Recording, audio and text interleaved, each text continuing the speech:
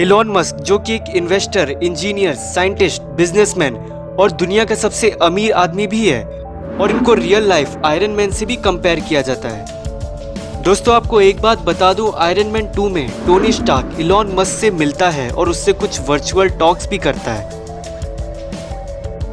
Elon Musk ऐसा बंदा है कि वो जहां पर अपनी नींव रखता है वहां पर अलग ही एक रिवॉल्यूशनरी चेन बन जाती है। जैसा कि अभी हमने क्रिप्टो करेंसी में देखा, इंडिया में बिटकॉइन इतना ज़्यादा पॉपुलर नहीं था, लेकिन एलोन मस्क के कई सारे ट्वीट्स के बाद बिटकॉइन 12% ऊपर गया। और भैया डॉज कॉइन की तो बात ही छोड़िए, वो तो कई हज़ारों प्रतिशत ऊपर गया। इससे एक बात तो साफ साबित होता है, जिस बंदे के एक ट्वीट से पूरा मार्केट ही हिल जाता है, वो बंदा कितना ही ज़्यादा पावरफुल है और उससे कितने ही लोग इन्फ्लुएंस होते हैं। आज की इस वीडियो में मैं आपको इसी के बारे में बताऊंगा दोस्तों, कि एलोन मस्क कैसे सबका धंधा चौपट करने में लगा है। सो दोस्तों, इस वीडियो को पूरा देखना।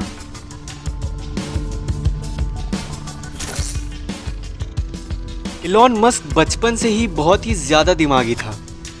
ऐसा कहा जाता है कि एलोन मस्क जैसा दिमाग 100 साल में किसी एक व्यक्ति को मिलता है। एलोन मस्क इतना जीनियस आदमी था कि उसने 12 साल की उम्र में एक वीडियो गेम बनाया और फिर उसको $500 में एक कंपनी को बेचा। और आजकल के ज़माने में 6 साल का चिंटू व्हाइट हेड जूनियर पर ऐप बनाता है। भैया इसकी कहानी सुनकर तो एलोन भैया भी शर्मा जाए। इसके बाद 1995 में एलोन मस्क जब सिर्फ 24 साल के थे, उन्होंने अपने भाई के साथ मिलकर अपनी एक खुद की कंपनी खोली जिसका नाम था Zip2, जिसको आगे चलकर कॉम्पैक्ट ने $307 मिलियन में खरीदा था। एलोन मस्क के पास Zip2 के 7% के शेयर्स थे, जिसके हिसाब से उन्हें $22 मिलियन मिले। इन $22 मिलियन से सन 1999 में उन्होंने अपनी फिर से एक कंपनी खोली जिसका नाम था X.com। अब इसको सर्च मत करना, कुछ गलत चीज़ खुल जाएगी। ये X.com एक फाइनेंशियल सर्विस देने वाली कंपनी थी और करीब 1 साल बाद ये कॉन्फिनिटी नाम की एक कंपनी के साथ कोलैबोरेट कर गई, जो कि एक मनी ट्रांसफरिंग सर्विस हुआ करती थी। इस X.com का आगे चलकर नाम बदला गया, जो हो गया पेपाल। आज पेपाल मनी ट्रांजैक्शन के लिए बहुत ही ज़्यादा यूज़ होता है और इसके बाद मनी ट्रांजैक्शन बहुत ही ज़्यादा आसान हो गई।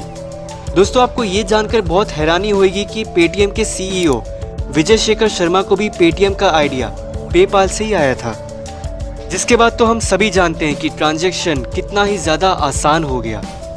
इससे एक चीज़ तो साबित होती है कि मनी ट्रांजैक्शन को इतना आसान एलोन मस्क ही बनाया है। इसके बाद 2002 में ईबे ने पेपाल को $1.5 बिलियन में खरीदा। इस कंपनी के बिकने के बाद एलोन मस्क को $165 मिलियन मिले और फिर इन पैसों से उन्होंने एक बहुत ही अचंभित करने वाली कंपनी खोली। 2002 में एलोन मस्क ने SpaceX की शुरुआत की। लोग बहुत आश्चर्यजनक थे। रॉकेट को स्पेस में पहुंचाना कोई प्राइवेट कंपनी का काम नहीं है, ये तो गवर्नमेंट करती है। लेकिन एलोन मस्क की मेहनत और इंटेलिजेंस के बदौलत SpaceX आज इतनी ज़्यादा सक्सेसफुल हो गई है और इनके फैल्कन 9 और फैल्कन हैवी जैसे ताकतवर रॉकेट पूरे विश्व में ही चर्चित है। और SpaceX ही वो पहली स्पेस एजेंसी है जिसने सबसे पहले रीयूजेबल रॉकेट को बनाया। और एलोन मस्क का दावा है कि वो 2030 तक मार्स में कॉलोनाइजेशन भी कर देंगे। इससे एक चीज़ तो साबित होती है, SpaceX का फ्यूचर बहुत ही ज़्यादा ब्राइट है। फिर 2003 में एलोन मस्क ने टेस्ला मोटर्स की शुरुआत की। टेस्ला की खासियत इसकी एफिशिएंट इलेक्ट्रिकल व्हीकल्स है, क्योंकि पेट्रोल सिर्फ 53 साल का ही बचा है, आगे चलकर सब इलेक्ट्रिकल कार ही चलाएंगे। तो फ्यूचर में पॉसिबल है दोस्तों कि आगे चलकर टेस्ला मोटर्स सारे ही ऑटोमोबाइल्स कंपनी का धंधा बंद कर दे। फाइनेंशियल स्पेस ऑटोमोबाइल की फील्ड में घुसने के बाद एलोन मस्क ने अपना डोमिनेंस एनर्जी प्रोडक्शन में भी बनाया। 2006 में मस्क ने अपनी कजन की कंपनी सोलर सिटी को फाइनेंशियल कैपिटल प्रोवाइड करवाकर इस कंपनी को शुरू करने में अपना सबसे बड़ा योगदान दिया है। 2016 में टेस्ला ने सोलर सिटी को अपने अंडर ले लिया और फिर 2013 में solar city solar power system provide करवाने वाली यूएसए में दूसरी सबसे बड़ी कंपनी बन गई। दोस्तों, फ्यूचर में पेट्रोल खत्म हो जाएगा, कोयला 110 साल का बचा है और नेचुरल गैस 50 साल का। इसके बाद फिर हमें रिन्यूएबल एनर्जी ही काम आएगी। तो ऐसा पॉसिबल है कि आगे चलकर सोलर सिटी बाकी सारी एनर्जी प्रोडक्शन कंपनी का ही धंधा बंद कर दे। 2012 में इलॉन मस्क ने हाइपरलूप का कॉन्सेप्ट दिया, एक ऐसी फ्यूचरिस्टिक ट्रेन जो वैक्यूम ट्यूब के अंदर साउंड की स्पीड से चलेगी, और इस हाइपरलूप का प्रोजेक्ट 2030 तक बनकर तैयार हो जाएगा। फिर तो इलॉन भैया का ट्रांसपोर्टेशन में भी पूरा डोमिनेंस आ जाएगा। फिर तो भाई ट्रांसपोर्टेशन वालों का भी धंधा खत्म। इसके साथ ही इलॉन मस्क जल्दी ही टेलीकम्युनिकेशन में भी अपना कब्जा जमा लेगा, स्टारलिंक प्रोजेक्ट के जरिए। 2015 में इलॉन मस्क ने स्टारलिंक प्रोजेक्ट की शुरुआत की थी, जिसको पूरी तरह से स्पेसएक्स ऑपरेट कर रहा है। इसमें इलॉन मस्क पूरी दुनिया में, सिर्फ अमेरिका में ही नहीं पूरी दुनिया में इंटरनेट सर्विस प्रोवाइड करेगा। इस इंटरनेट की सिग्नल स्ट्रेंथ रेगिस्तान में भी 100% आएगी, समुद्रों के बीचों बीच भी 100% आएगी। इसमें इलॉन मस्क अपने पूरी धरती में सैटेलाइट का एक जाल बिछा देगा।